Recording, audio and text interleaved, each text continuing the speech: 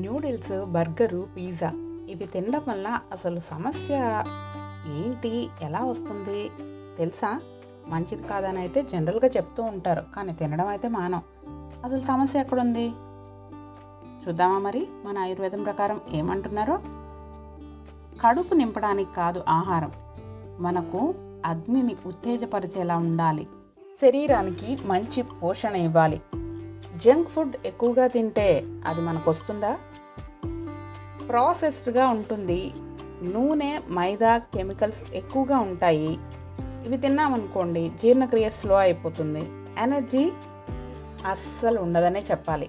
ఏదో ఎంజాయ్ చేస్తాం కాబట్టి ఆ టైంలో బాగున్నట్టు అనిపిస్తుంది, బట్ అలసట వెంటనే తెలుస్తుంది మనకి. జీర్ణక్రియ స్లో అయిపోతుంది, అజీర్ణ పదార్థాలు ఎక్కువైపోతాయి బాడీలో. ఇవి మన అగ్ని మీద భారంగా పడిపోతూ ఉంటాయి అన్నమాట.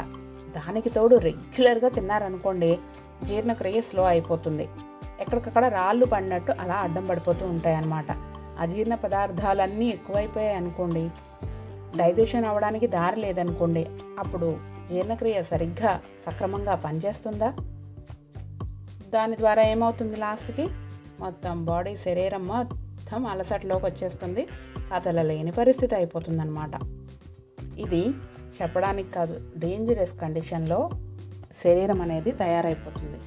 సో ఫైనల్గా చెప్పేది ఏంటంటే, జంక్ ఫుడ్లో ప్రాణశక్తి ఉండదు, ఇది కన్ఫామ్. ప్రాణశక్తి ఉంటేనే మన శరీరం యాక్టివ్గా ఉంటుంది. సో ప్రాణశక్తి ఉన్న పదార్థాలు తినాలంటే న్యాచురల్గా మనకు దొరికే పదార్థాలు తినాలి.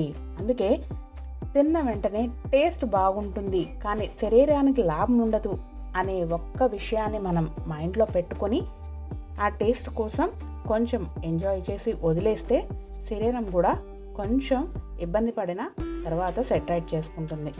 కొద్దిసేపటి ఆనందం కోసం దీర్ఘకాలిక ఆరోగ్యాన్ని ఎప్పుడూ కోల్పోవద్దు.